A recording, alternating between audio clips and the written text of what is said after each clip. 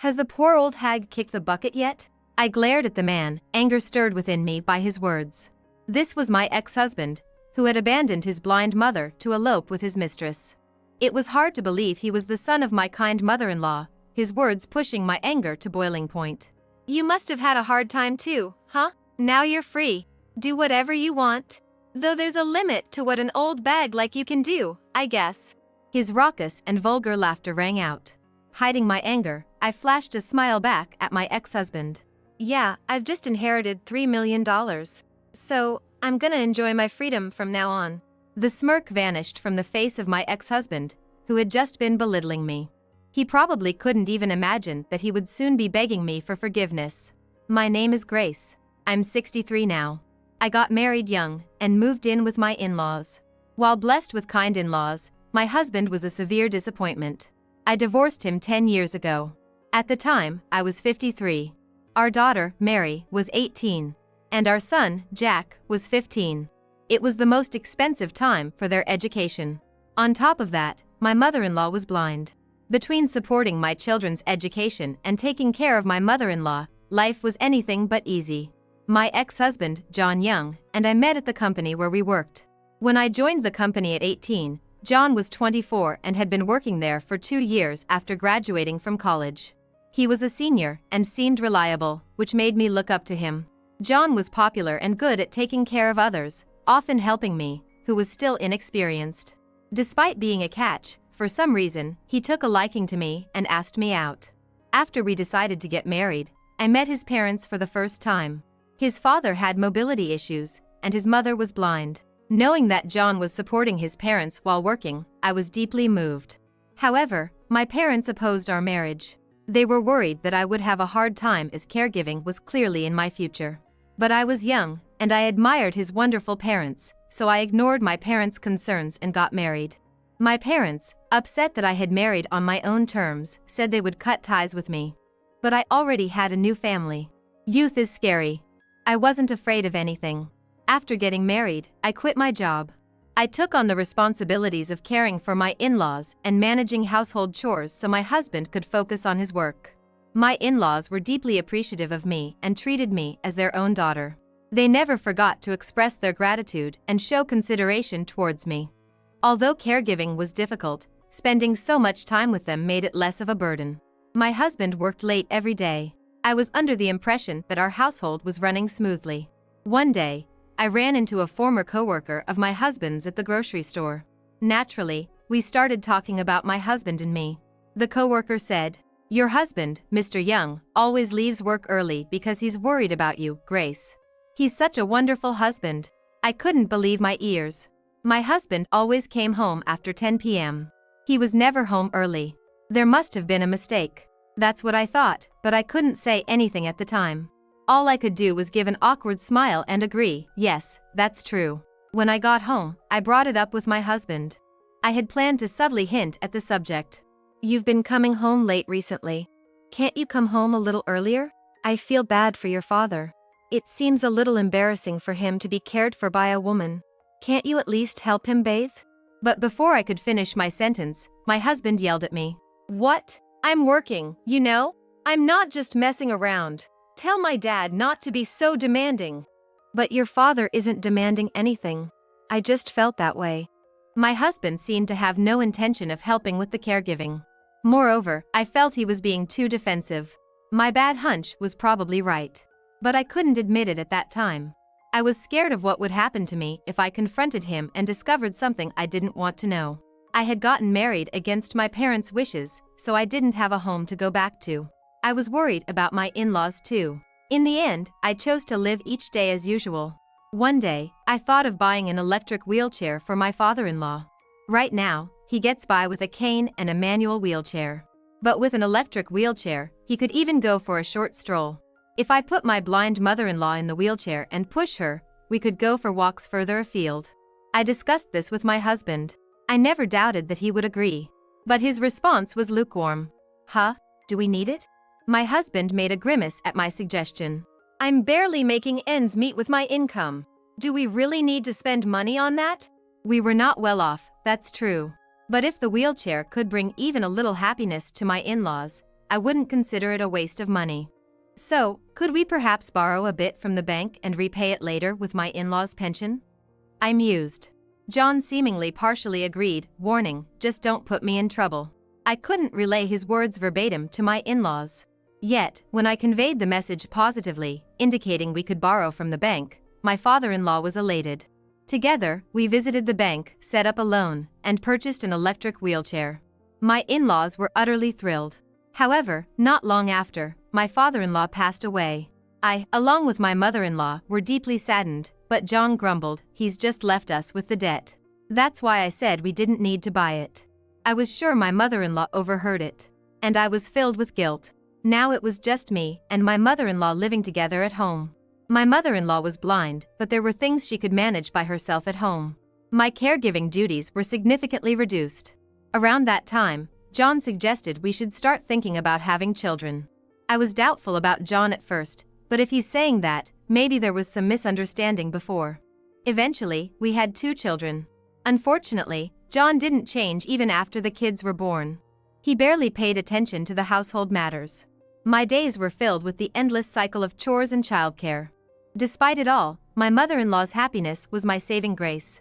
She couldn't see the grandchildren with her eyes, but the lively sounds of children had added more smiles to her face since the loss of her husband.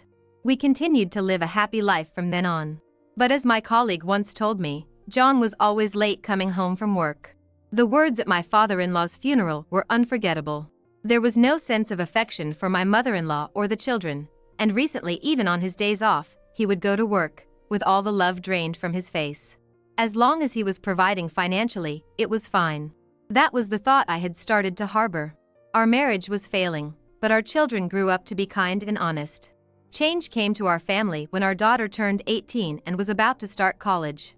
I'm off to work, John said one Saturday, a supposed day off. I had to stop him. You promised to take my mother-in-law to the hospital today. It was a promise we had made a few days before. Today was the day for my mother-in-law's medical checkup. It was also the day when my daughter was moving into her dorm as she began college. Knowing these plans in advance, I had asked my husband to take my mother-in-law to the hospital.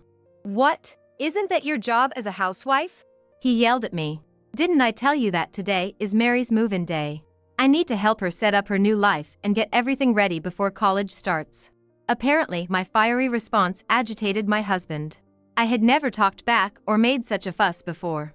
It seemed my outburst surprised him and he was quite upset. I didn't hear about any of that. I married you because I thought you were not popular and would take care of my parents. Now you want me to take care of my mom? If you can't do it, let her go alone. I was dumbstruck by his words. What a terrible person he was. I had noticed that he was avoiding my mother-in-law. But it's too much to ask a blind woman to go out alone. What's more, his insulting words towards me were unbearable. Knowing the reason why my once popular husband married me, I was filled with regret. That's enough. That's all I said to my husband. I had given up expecting anything from him. Seeing that I did not retort, he seemed satisfied and said, "Then, take good care of the old lady and the kids." After saying that, he never returned home again. In the end, I had my eldest daughter take care of her dorm move-in and purchase the necessities for her new life. Meanwhile, I accompanied my mother-in-law to her health checkup, and somehow we made it through the day. Everyone noticed that he didn't return, but nobody said anything. A few days later, a letter arrived at our house. It was from my husband. There was no address, just his name. The letter contained a divorce notice and a simple message that he was going to live with his lover. It also stated that he wanted nothing to do with the debt left by the old folks, and we could live our lives as we please. I was exhausted. I felt that I would be happier severing ties with him. Before filing the divorce papers, I informed my children and my mother-in-law about the situation. My mother-in-law was the most shocked. "I'm sorry." She held my hand and kept repeating that phrase while crying. "I've been made happy by you, Grace, and my grandkids, Mary and Jack. But if you're getting divorced, then I'm a stranger. I'll live on my own. It'll take time, but I will move out." That's what my mother-in-law muttered. I replied strongly to her words. "You are no different from my real mother, and you are the only grandmother for my children. We don't need to worry about anything for our future life. We are still a family even after the divorce. Let's live together as we have been." Upon hearing my words, my mother-in-law thanked me while sobbing. However, I was not without worries. Even my husband was better than nothing when it came to the financial aspects. Now, he was gone. I desperately searched for a job, but no one would hire me as I had been a housewife for many years. Both Mary and Jack offered to work. When I thought it was inevitable, my mother-in-law spoke up. Go to college or high school without worrying. Grace, you can continue as you are without working. Leave it to me. We were perplexed by her words. However, just as my mother-in-law said, our lives continued without any change. If anything, I felt we were allowed to live more lavishly than when my husband was with us. I filed for divorce through my lawyer. My mother-in-law wanted to report him missing, but I had no desire to see that man again. But surely, she must want to see her son, my ex-husband. But even after she reported him missing, my ex-husband was never found. Our family of 4 created many memories, and about 2 years ago, my mother-in-law left to join my father-in-law. In the end, she never got to reunite with my ex-husband during her lifetime. Technically, my ex-husband is her son. I can't just not contact him. But even when I looked up his address, there was no one living there. Reluctantly, we held a small funeral, sending off my mother-in-law with just the 3 of us.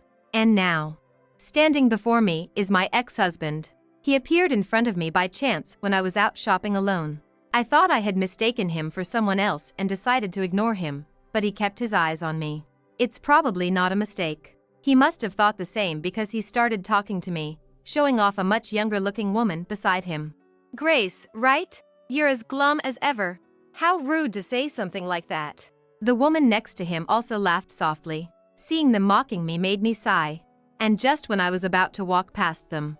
Did the poor old hag already kick the bucket? I stopped in my tracks at his words and glared at my ex-husband. Poor old hag? Who are you talking about? As I asked him that, he smirked and answered. You know who I'm talking about, don't ya? The blind old hag we lived with. Heard it through the grapevine. Must have been tough for you, huh? But you're free now. Do what you want? Well, there's only so much freedom an old hag like you can handle. This crude laughter bellowed from my ex-husband. The anger inside me was reaching its boiling point. But if I show anger here, I'll be playing right into his hands. I suppressed my rage and smiled back at him. Yeah, I received an inheritance of about $3 million. So, I don't have to work anymore. I'm living life freely. Thanks for your concern. What? The smirk on the face of my ex-husband, who had been belittling me just moments ago, vanished. See ya. My ex-husband stood dumbfounded. As I was about to walk away, he hurriedly called out to me. Wait a minute. An inheritance of $3 million? What are you talking about? What am I talking about? I mean exactly what I said. Thanks for disappearing. Because of that, I was able to inherit smoothly without you in the picture. Upon hearing my words, my ex-husband turned pale. I thought it served him right. I had no intention of telling him anything, but I guess he should know. He should know how foolish he is. You're kidding me. I'm her son, right? I didn't hear about any inheritance. I should have a right to get a share, too. Upon hearing his words, I couldn't help but smirk. Well, yes, but you were gone. Did you know that after 7 years of disappearance, you are considered legally dead? What? So, your mother-in-law's inheritance was willed to me, your eldest son and eldest daughter. You have no role in this anymore. My ex-husband looked dumbfounded. I almost burst out laughing. I understood why my mother-in-law told me to file a missing persons report after she had passed.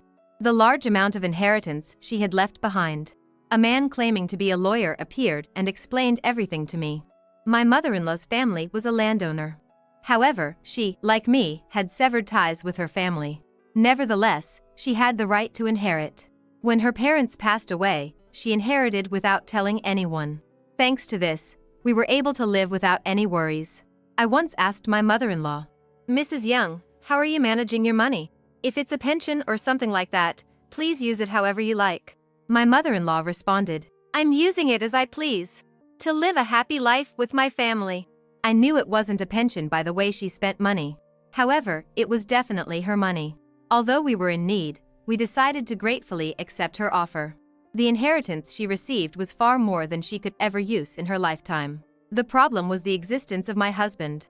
If things remained the same, if something were to happen to her, my husband would inherit everything. but she did not want to hand it over to her son. During her consultation with a lawyer, my husband disappeared.